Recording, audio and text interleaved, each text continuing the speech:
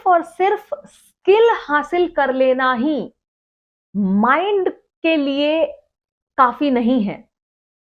Mind को control करना बहुत इंपॉर्टेंट है, क्योंकि माइंड वो प्लेटफॉर्म है जो आपको वो प्लेटफॉर्म देता है कि जहां से आप अपनी स्किल को परफॉर्म कर सकते हैं। क्योंकि माइंड ऑर्डर देता है, तभी जाकर के आप अपनी प्रैक्टिस से सीखी हुई स्किल को यूज कर सकते हैं। वेलकम दोस्तों, मैं रेनू माहेश्वरी स्वागत करती हूं आपका अकुरे व्लॉग्स में। दोस्तों, मैं एक कहानियों की सीरीज शुरू करने जा रही हूं, जिन कहानियों से हमें अपनी जिंदगी की बहुत इंपॉर्टेंट लेसन्स सीखने को मिलेंगे। तो चलिए शुरुआत करते हैं। जुड़े रहिए मेरे साथ अंत तक, क्योंकि मैं वादा करती हूं कि इन कहानियों के जरिए आपको अपनी लाइफ के लिए एक बहुत ही इंपॉर्टेंट लेसन जरूर मिलेगा और आप उससे अपनी लाइफ की प्रॉब्लम्स को सॉल्व करने में सक्षम हो पाएंगे। वीडियो शुरू करने से पहले दोस्तों, मैं आप सभी से रिक्वेस्ट करना चाहती हूं कि जिन्होंने अभी तक सब्सक्राइब नहीं किया है, प्लीज इस चैनल को सब्सक्राइब कर लीजिए, ताकि मैं इसी तरीके से नए नए मोटिवेशनल वीडियोस आप लोगों के लिए लाती रहूं। स्टोरी नंबर 1, कॉन्सेंट्रेशन, फोकस, ध्यान। क्या होते हैं ये शब्द?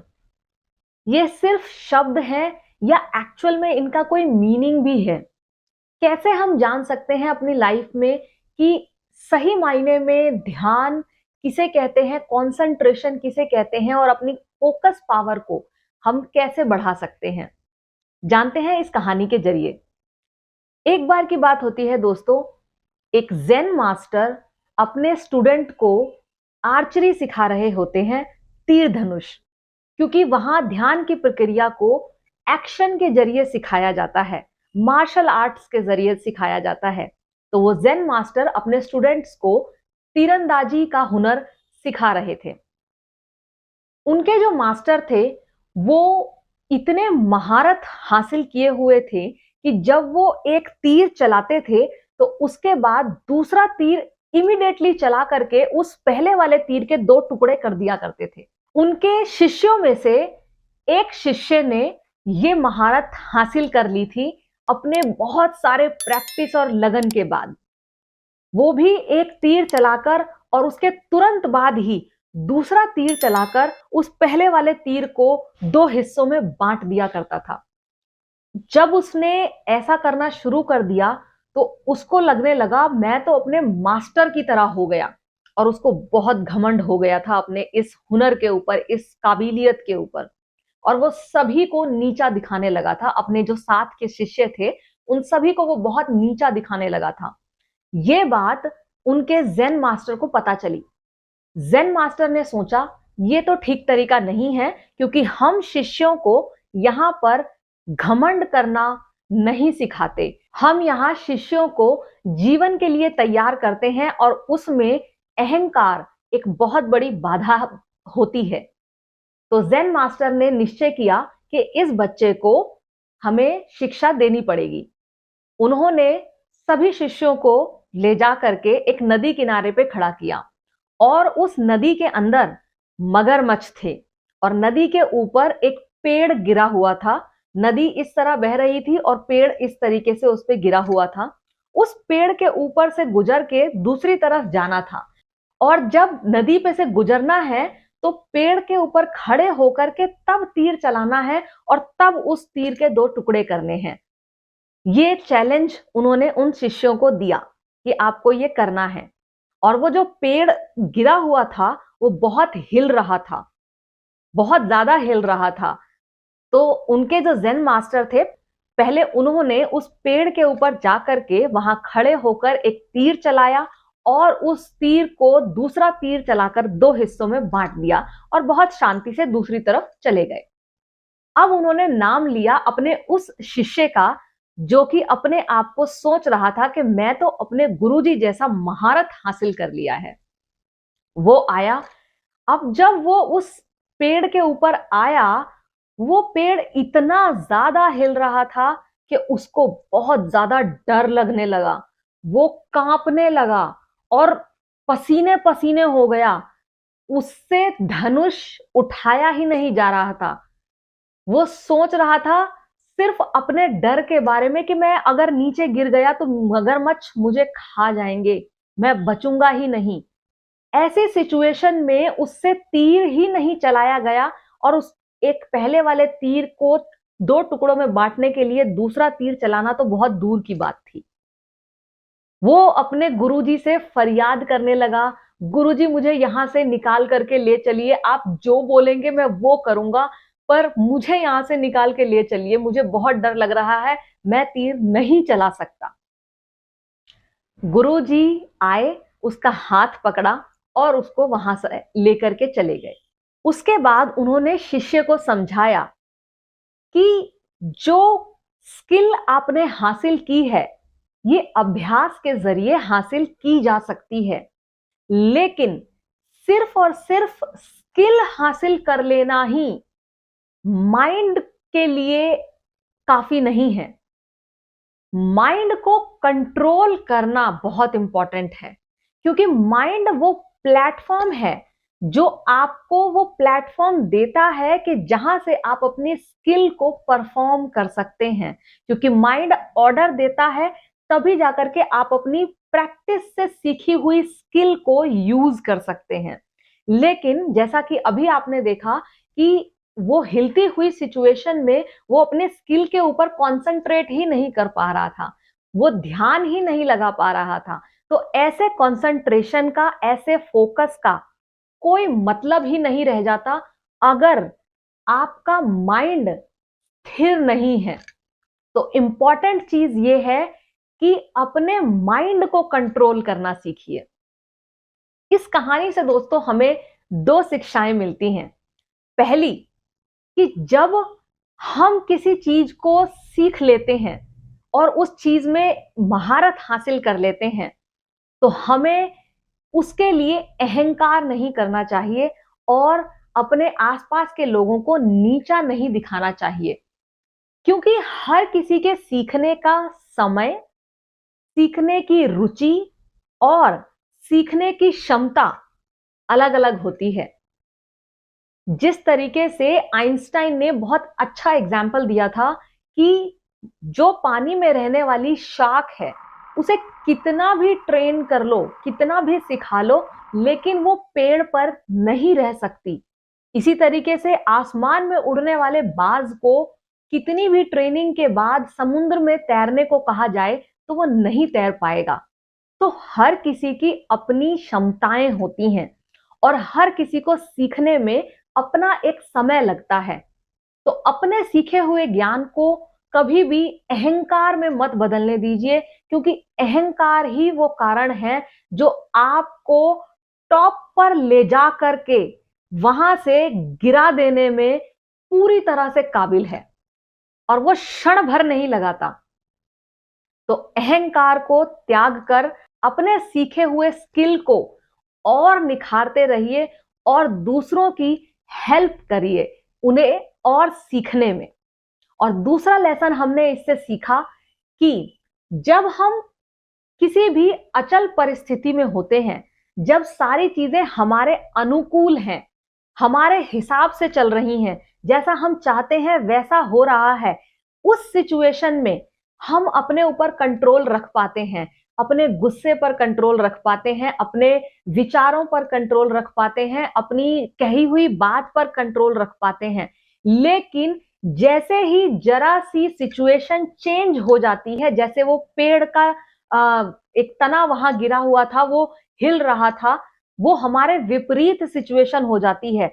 ऐसी सिचुएशन में भी जब आप अपने आप को स्थिर रख पाएं, जब आप अपने गुस्से पर काबू कर पाएं, जब आप अपने विचारों पर कंट्रोल कर पाएं, तब समझिए कि आप पूरी तरीके से कंसंट्रेशन में सक्सेसफुल हो चुके हैं। आपका जो ध्यान है, जो फोकस है, वो अब बिल्कुल सही तरीके से काम कर रहा है। और जब तक ये स्थिति पैदा नहीं होती तब तक ये मत सोचिए कि आप कंसंट्रेट कर पाते हैं या आप ध्यान कर पाते हैं। दूसरी कहानी है दोस्तों, इंपॉर्टेंस ऑफ डिसिप्लिन, नियम की महत्ता।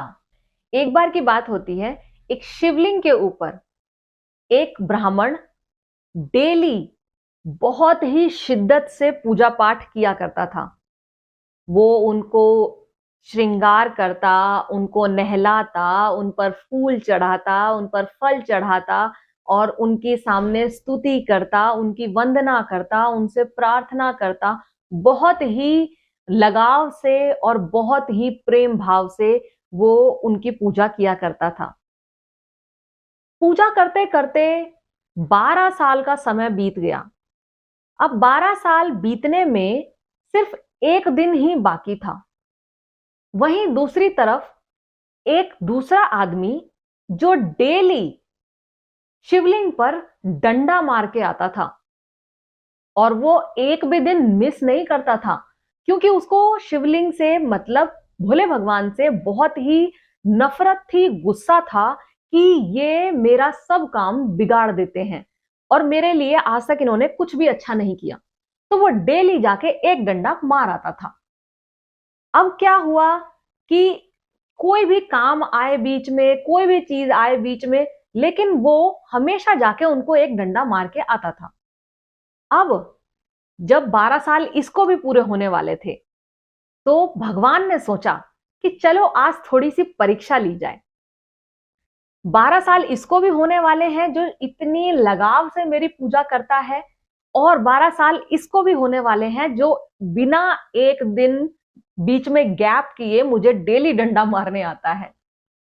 भगवान ने उनके रास्ते में एक नदी के अंदर बहुत तेज तूफान उस दिन ला दिया।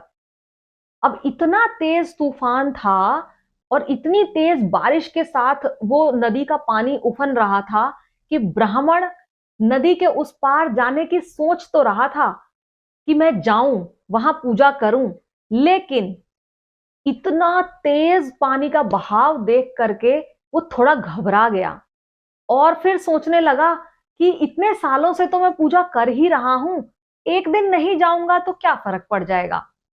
तो वो नहीं गया। लेकिन वहीं दूसरी तरफ जो डेली भगवान को डंडा मारता था, उसने भी जब इतने सैलाब को देखा, इतने तेज बहाव को देखा, डर तो वो भी गया था, लेकिन उसने दृढ़ निश्चय कर लिया, अच्छा तो भगवान ने बचने का ये उपाय निकाला है मुझसे कि आज उनको डंडा ना पड़े, इसलिए आज इतना बुरी तरीके से नदी के अंदर सैलाब आ रहा है। उसने और दृढ़ निश्चय करके अपने आप को, और वो नदी पार करके गया और डंडा मार के आया। जैसे ही वो डंडा मारने लगा, वैसे ही भगवान प्रकट हो गए। वो बहुत ही आश्चर्यचकित रह गया, अरे ये क्या, जो आपकी इतने सालों से पूजा कर रहा था, आपने उसको तो दर्शन दिए नहीं, और मैं जो आपको डेली डंडा मारने आता हूं और आज भी आया, क्योंकि आज आपको डंडा ना लगे इसलिए आपने ऐसी परिस्थिति पैदा की, लेकिन देखो मैं फिर भी आपको डंडा मारने आया हूं, तो आप मुझे दर्शन देने के लिए आ गए, ऐसा क्यों किया आपने। तो भगवान बोले कि उस साधु को मैं जरूर दर्शन देता, लेकिन 12 साल में उसने कभी भी एक दिन भी बिना पूजा किए नहीं रहा, लेकिन जरा सी मुसीबत देखते ही उसने पूजा पाठ का नियम छोड़ दिया। लेकिन तुमने अपने नियम को नहीं छोड़ा, इसीलिए मैं तुम्हें दर्शन देने के लिए आ गया। तो इस कहानी से हमें दो सीख मिलती है कि आप जो भी काम कर रहे हैं उसे कंसिस्टेंटली डिसिप्लिन से करते रहिए, क्योंकि डिसिप्लिन से किया हुआ काम आपको सफलता जरूर दिलाएगा। आप ये सोचते हैं कि हमें उसका फल नहीं मिल रहा और हम डीमोटिवेट हो जाते हैं। जब कोई काम हम लगातार करते रहते हैं और अगर हमें उसका रिजल्ट नहीं मिलता तो हमारे मन में निराशा आ जाती है, लेकिन हमें बिना ये सोचे कि मुझे फल मिल रहा है या नहीं मिल रहा है, ये सोचना चाहिए कि मेरा ये नियम है कि मुझे ये काम करना ही है, तो उस डिसिप्लिन के साथ जब हम वो काम करते रहेंगे तो हमें सफलता जरूर मिलेगी। इसका एक एग्जाम्पल मैं आपको बताना चाहती हूँ। नवाजुद्दीन सिद्दीकी एक लाइव एग्जाम्पल है वो हमारे लिए। 12 साल उनके करियर में वो काम करते रहे और इंतजार करते रहे कि कब मुझे बड़ा ब्रेक मिलेगा। लेकिन वो हार नहीं गए, उन्होंने काम करना नहीं छोड़ दिया, उन्होंने इंडस्ट्री नहीं छोड़ दी, उन्होंने अपना मोटो नहीं बदल दिया कि छोड़ो इस काम में कोई सफलता नहीं मिल रही, कोई दूसरा काम ट्राई करता हूं। नहीं, उन्होंने अपना जीवन उस चीज को डेडिकेट कर दिया पूरी तरीके से। और जब 12 साल तक उन्होंने हार नहीं मानी और वो लगातार डिसिप्लिन से अपना काम करते रहे, तो एक वो दिन भी आया जब उन्हें उनके डिसिप्लिन का एक शानदार फल मिला, जो हम सब जानते हैं। आज वो कितने बड़े सुपरस्टार बन चुके हैं। और दूसरी सीख हमें इससे मिलती है दोस्तों कि अगर हमारा मन हो या ना हो, हमने जो काम शुरू कर दिया उसको बीच में किसी कीमत पर नहीं रोकना चाहिए। जैसे कि हमारे घर की जितनी महिलाएं होती हैं, वो खाना बनाना चाहें या ना चाहें, मन हो या ना हो, पर वो खाना बना देती हैं और लोगों का पेट भी भर जाता है। तो हमें फोकस करना है इस चीज पर कि हमने जो शुरू किया है उसको नियम से कंसिस्टेंटली करते रहना है, तभी जाकर के हमें सफलता मिलेगी। तो आज की इन दोनों कहानियों से आपने जरूर कुछ सीखा हो, ऐसे मेरी आशा है। मैं आशा करती हूं कि आपको ये कहानियां पसंद आई होंगी। इसी तरह की और कहानियां सुनने के लिए, देखने के लिए मेरे साथ जुड़े रहिए और चैनल को सब्सक्राइब जरूर कीजिए। वीडियो अच्छा लगा हो तो लाइक शेयर जरूर कीजिए। आज के लिए इतना ही दोस्तों, जुड़े रहिए अकुरे व्लॉग्स के साथ। पूरा वीडियो देखने के लिए बहुत बहुत धन्यवाद।